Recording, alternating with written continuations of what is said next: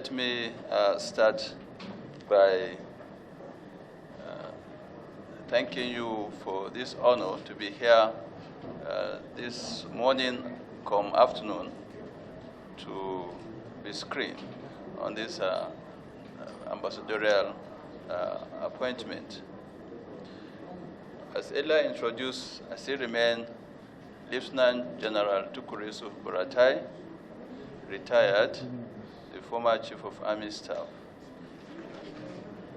I hail from Borno State, and my hometown is Buratai in the local government of Borno State.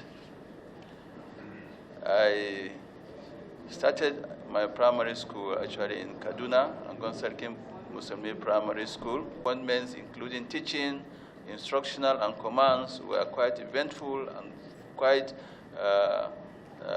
enjoyable to me, let me say the word, because that's the profession I chose to serve in the Nigerian Army to defend my country, and also to ensure that the military profession remains the profession of choice for young men and women who aspire to join the services and contribute to nation development. So by and large, I was also with the with the United Nations operations mission in Angola, Luanda, then from 1993 to 1994. And I also participated in several meetings, conferences on the operationalization of the African Standby Force from 2005 up to 2007. I attended under the auspices of the African Union and ECOWAS. I've been a member of the operationalization of the African Standby Force of the African Union. We worked very hard to see to its establishment. This is what has given rise to the various regional organizations, the SADC, the East African Brigade, ECOBRIG, as well as the ECOBRIG here in West Africa. These are some of the outcomes of the achievements we were able to get during this period. In a nutshell, I think this is what I will add to what had already been presented. Thank you, Mr. Chairman. Well, thank you, Lieutenant General. Is there any question from this side? Yes. So, Senator Ndumi. Mr. Chairman and my distinguished colleagues, I want to say, I'm sure most of you know, that the nominee is from my senatorial district. You are not suggesting we should ask him to take a bow, are you? No, soldiers don't take a bow, they salute. I've been talking about military diplomacy gap. And I'm thinking that there is something that can be done there to improve on the successes recorded by your team, to improve on what your successors are doing. I don't know whether you can tell the committee your own idea or perspective of the military diplomacy that you can deploy in the course of your assignment now given, so that we'll move closer to securing the country and getting over this issue of insurgency. You know the frustration that you have faced from the diplomatic perspective in terms of what you wanted to do, especially across the Lake Chad region when you were holding sway. We had a lot of interaction. So I don't know whether you can share some of these that you think the committee can be of use, not really compromising also the security now that we have all these media people around. Now, mine will just be straight, and it's on this this insecurity that pervades our nation. I know, without holding brief for all of you have tried your bit. But I just want you to tell us, because every day, even in the Senate when we put heads together, we are shocked that it is Nigeria Army, for crying out loud. Very professional, everything very hardworking. How and why are we still having these issues with all these ragtag, maybe bandits, insurgents, kidnappers, Boko Haram, and what have you, despite all these your efforts? So how do you feel, and what do you think are responsible for this, despite the professionalism, despite the competence, despite even all the things that we in the National Assembly, the presidency and everybody, despite all of those things, all the supports that were being given to you? How do you feel, and what do you think are the solutions, let me even put it like that, things that we want us to know, that everybody, Nigerians, will be relieved and say that, okay, now I think we are almost out of the woods, we are almost out of this insecurity. Thank you. Lieutenant General Tuku Buratai, you are not a stranger to this place. I say, Lieutenant General Tuku Buratai, you are not a stranger to the National Assembly. You have appeared before us several times. You just retired, and you were the chief of Army, chief of Army staff. And the epic center of this crisis in this country, this current one that is snowballing to so many places, the epic center is Borno State. And that is where you are from. Lieutenant General Tuku Buratai, what is the problem? What is it that cannot be solved? You were Chief of Army Staff for 66 months. What is the problem? What do you think is the solution? That's one. Number two, from what we got through the social media, the media, conventional media, that you resigned. Maybe this is an opportunity for you to clear the air. Said you resigned. That was the feelers we got. Did you resign or you were retired? Mr. Chairman, for giving me this opportunity once again, and from your introductory questions and the follow-up questions have been quite interesting and quite in order, and are very useful, of course. Starting with that of Senator Ndume, the issue of military diplomacy, what are the gaps, how do we improve on the successes so far achieved, and what our successors will carry on with. I want to say that it's very interesting that I am one of those that worked out the concept of operation of the multinational joint task force.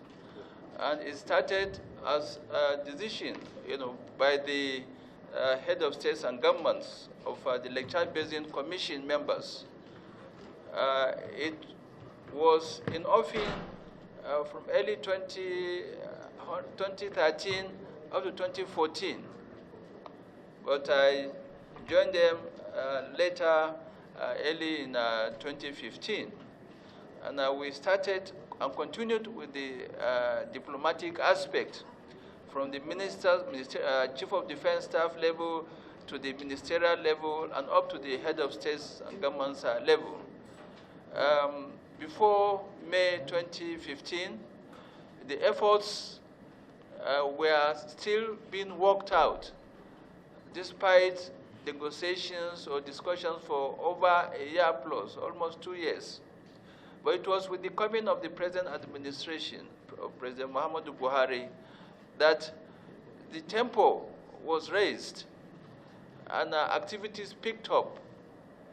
The federal government had initially pledged $100 million for the takeoff of the multinational joint task force. Up to the time Mr. President, President Muhammadu Buhari was elected and inaugurated, that funds was not released. So he was the one that first kick-started the diplomatic aspect in terms of real action by funding. And that was how the MNJTF started. And as the commander, we swung into action between July, August up to September. No, that was between April, May up to June, and then early July of 2015. And that was a good diplomatic move that brought about this. And right now, as I'm talking, the multinational joint task force countries, we have the Cameroonians operating along our border lines up to Sambisa with Cameroon. Our troops are also collaborating with the Chadian as well as the Nigerian troops. We also have the commander, who is a Nigerian, and they've always been Nigerian commanders, Nigerians who command the MNJTF. Now, as far as diplomatic aspect within the sub-region, especially the Lake Chad Basin Commission, it has made tremendous success. But the frustration is that of an asymmetric warfare. It is a complex operation. It has permeated the societies, both in Nigeria, Cameroon, Niger, and Chad. It is something that started more than 30, 40 years ago. They have penetrated the communities. They have won the communities to their side. That's why you see small hamlets, 1 or 2 people, still you see them hibernating or keeping Boko Haram in those locations. So it's a complex. So it requires a whole of government approach to deal with this. Military activities or military action is just one aspect. And this is one mistake we have been making, that only the military that is seen to solve this thing. It's not. Military cannot solve this action.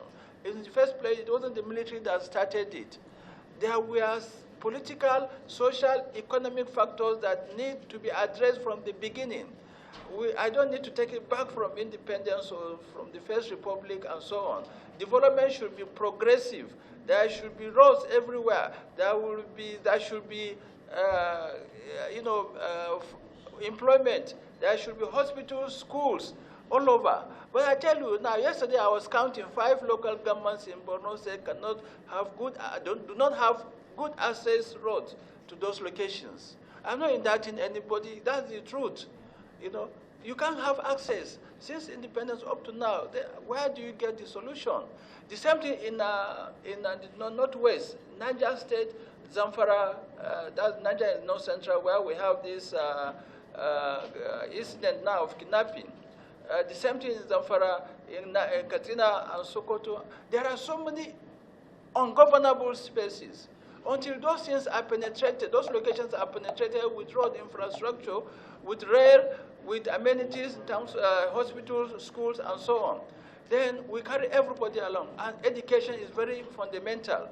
And unless these things are done, we will make, despite the diplomatic efforts, internally we must get it right. And that is the essence of this diplomacy, foreign policy. It's a projection of domestic policy.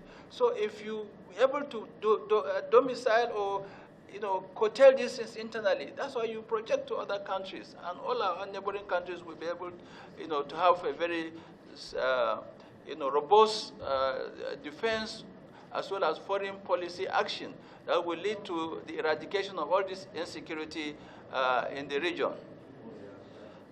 The next issue, sorry, I'm taking long because I'm quite passionate about it, and these are the realities, and the truth must be told, because this thing cannot end. I predicted sometimes that it may take another 20 years, and that is the truth, His Excellency Senator Bikula Amosun did mention that the issue still, I think it's related. Insecurity still pervades the nation, And it's still shocking to continue to see things are still getting out of hand, probably. Why, despite all the efforts, finances, equipment, and the rest from all areas. One of my responses is to what I just said. But as far as since 2015, I met an army that is demoralized, an army that had no equipment, even simple troop-carrying vehicle. In Maiduguri, they were using civilian joint task force vehicle to move troops for operation. They were using trailer that carries horses, donkeys, cows, to move troops from one location to the other for operation. But today, we have invented our own indigenous vehicles, the Ezgo MRAP, the Konkaro MRAPs, to change the narrative. And if you see, the trend has been that most of those areas that hitherto been occupied by the Boko Haram terrorists have been taken over by our troops. But how do you sustain it? You need more training, you need more manpower, you need more equipment because of the vastness of the terrain. You require a lot of resources. That is on the military side. But more is required on the political and the governance side as well. So unless these things are done comprehensively, deliberately, with serious intervention, we will still continue, this insecurity and continue to lead us. If you look at this insurgency, as I said, is new to us here. But even those that have been experiencing it, especially Afghanistan, Iraq, and some of this, especially Syria and so on, the Middle East generally, and even in some Far East Asian countries, you still have this.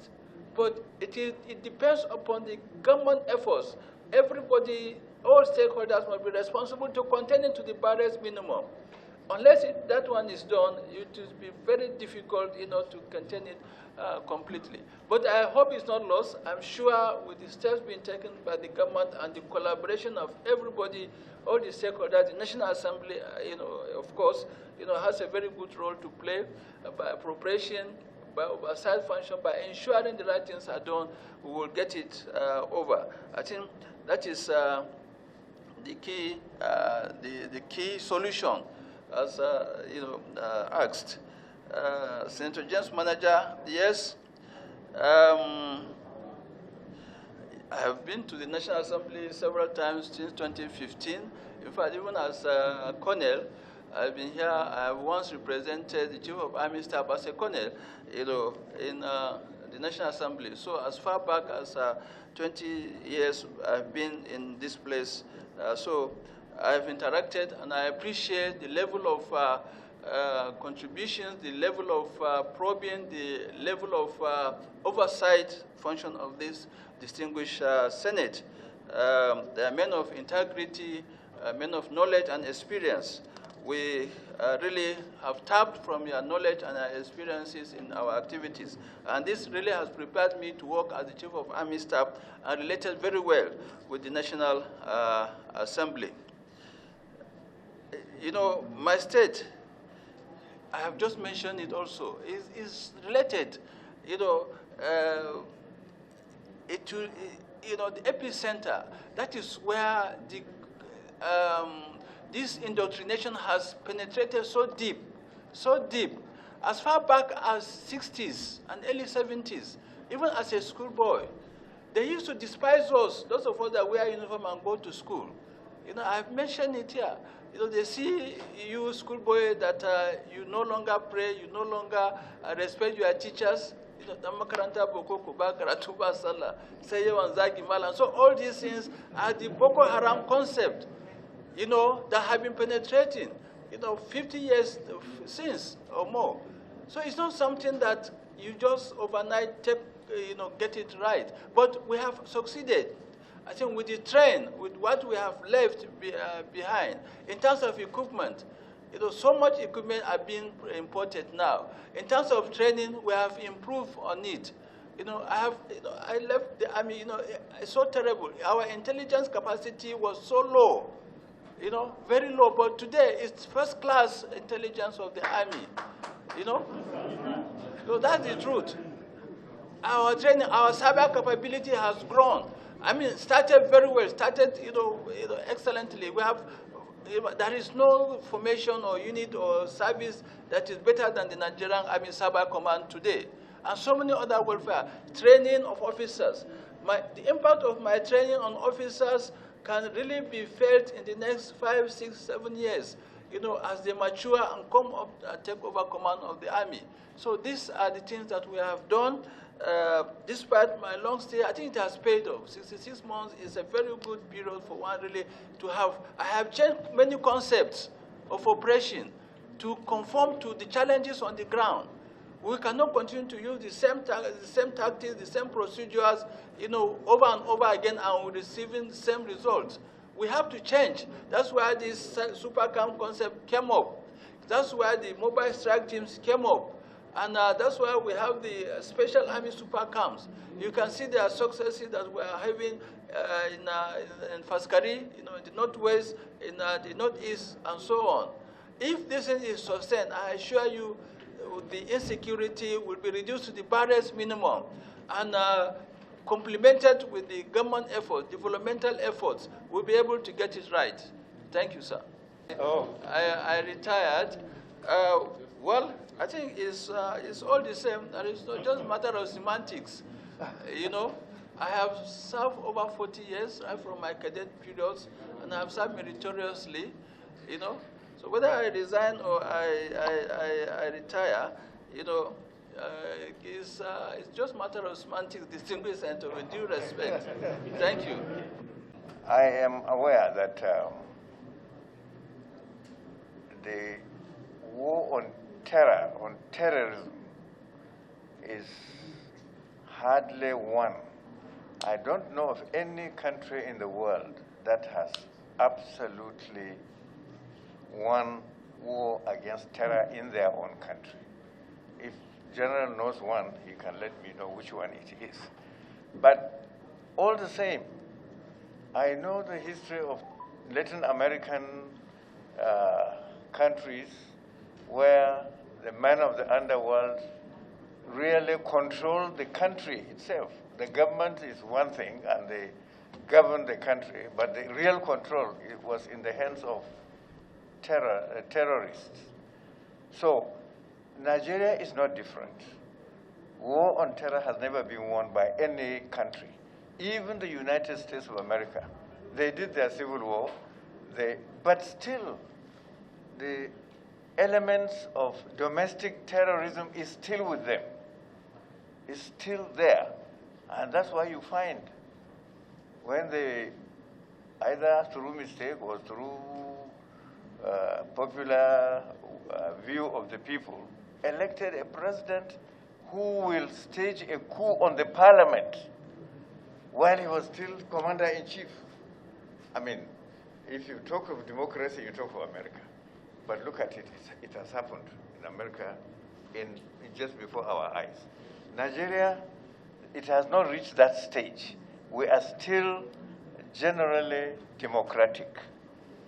Now, as you said, you served in the army. But the army alone cannot solve the problem of terror. The other sectors of the country have many roles to play. But now you have stepped out of the military sector. You are now getting into the private sector. Now, I should believe that you will carry along your experience in the army into the diplomatic terrain and probably suggest to Mr. President, because you will be representing Mr. President and Nigeria. That's why when you get your letters of accreditation, you will be told that you are Ambassador Extraordinary and Plenipotentiary. So, that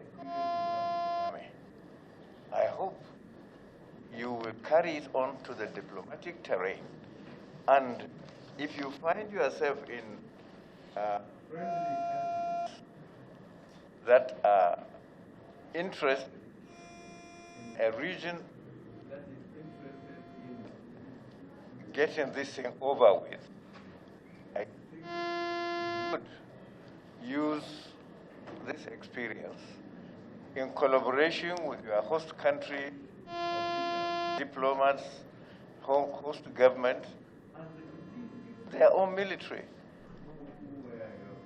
and to help in bringing in solution, even though absolute solution has never happened anywhere, even happened in Nigeria. So what would you do to achieve? And wisdom. I want to thank you for this question, distinguished chairman.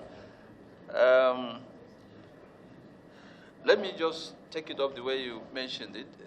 For example, one of the countries that has a semblance of success, in winning the war on terror is Colombia. I was privileged to travel to Colombia and interacted with the military, with their chief of army staff, and I learned a lot from him. As a student or participant at the National Defense College in Bangladesh, Bangladesh also had terrible experience of this insurgency. They were able to clear it, the Chittagong Hill Track insurgency. This is an example of these two countries. But at the end, they all ended up in negotiation. It's very key. So the military action leads, to the political solution that can lead to negotiation, and it should be on a stronger point. And this is where I've been focusing as Chief of Army Staff then to ensure that we have the upper hand. And to this extent, I think we have achieved in that regard. But it requires the other elements that really need to come up and push forward for that solution. So these two examples are very, very key. In Latin America as well as in Asia, Bangladesh in particular, Colombia and Bangladesh in particular. Well, role of other